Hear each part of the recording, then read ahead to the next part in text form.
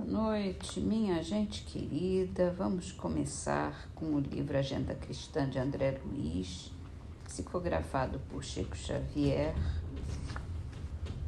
Efetivamente, renovar não é destruir, é respeitar os fundamentos, restaurando a obra para o bem geral.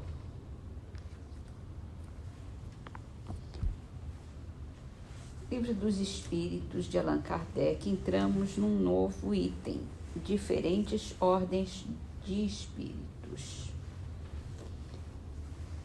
Pergunta 96. Os espíritos são iguais ou há qualquer hierarquia entre eles? Eles são de ordens diferentes, conforme o grau de perfeição que tenham alcançado. É certo. É o mais ou menos adiantado, né? Vamos então para o livro que é o Espiritismo, também de Allan Kardec, continuando com o diálogo entre Kardec e o cético, que ele começaram a conversar sobre interesse financeiro para os médiuns.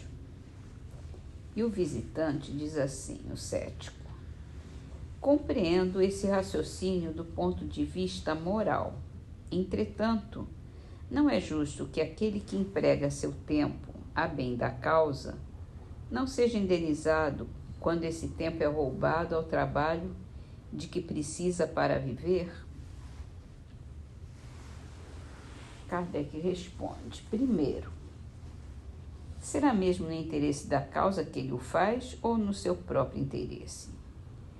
Se ele deixou seu modo de vida é porque não lhe satisfazia, e por esperar ganhar mais em um novo ou ter menos fadiga. Não há sacrifício algum no empregar o tempo em uma coisa de que se espera tirar lucro. É absolutamente o mesmo que se dissesse ser no interesse da humanidade que o padeiro fabrica o pão. A mediunidade não é o único recurso. Se ele não a tivesse, procuraria ganhar a vida de outro modo.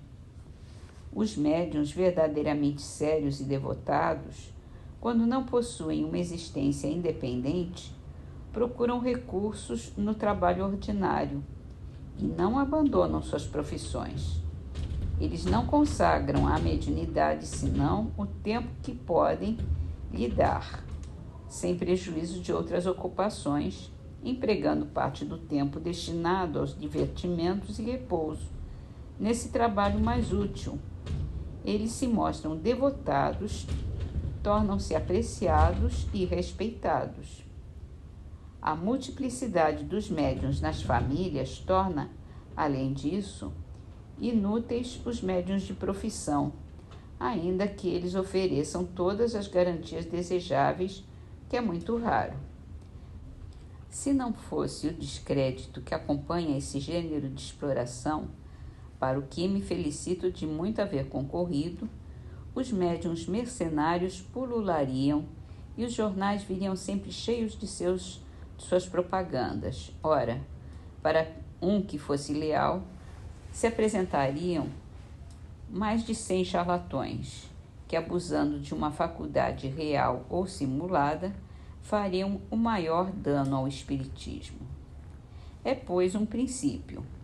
Todos quantos veem no espiritismo coisa diferente de uma exibição de fenômenos curiosos, que compreendem e tomam a peito a dignidade, consideração e os verdadeiros interesses da doutrina, reprovam toda espécie de especulação, qualquer que seja a forma ou disfarce com que se apresente.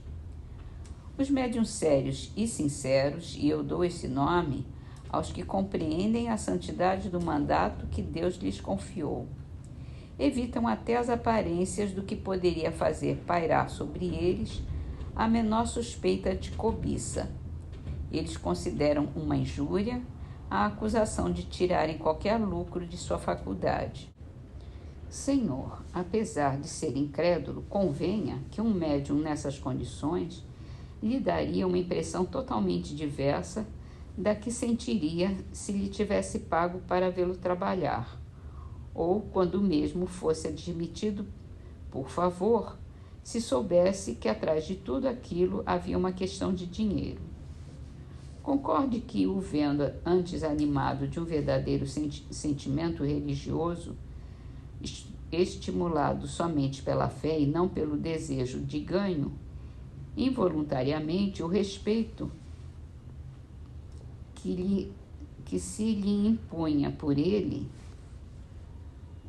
seja embora ele o mais humilde proletário, inspiraria mais confiança, porque não há motivo algum para suspeitar de sua lealdade.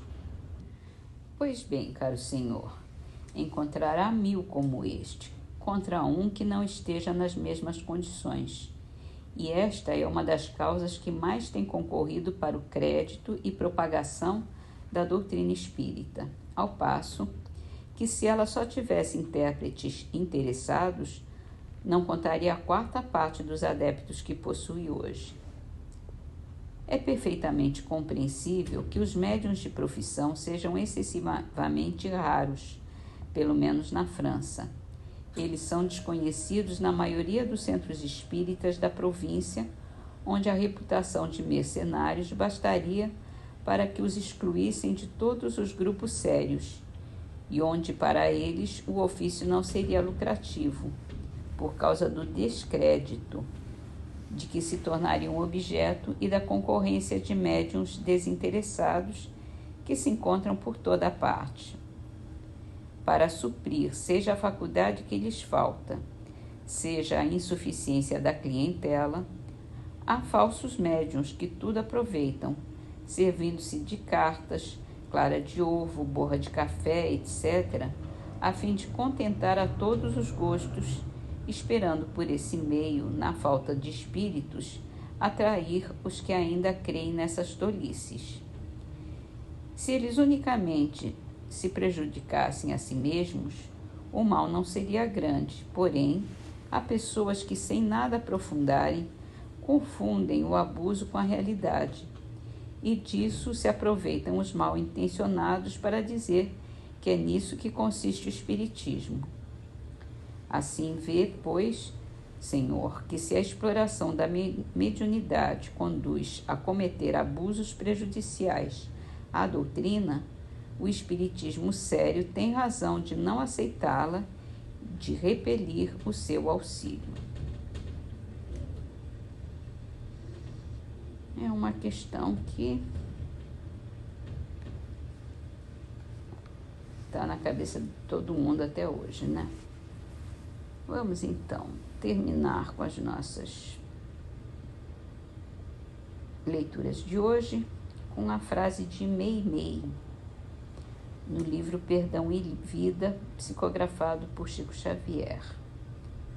E é uma frase pequenininha e importante. Quem perdoa, vence.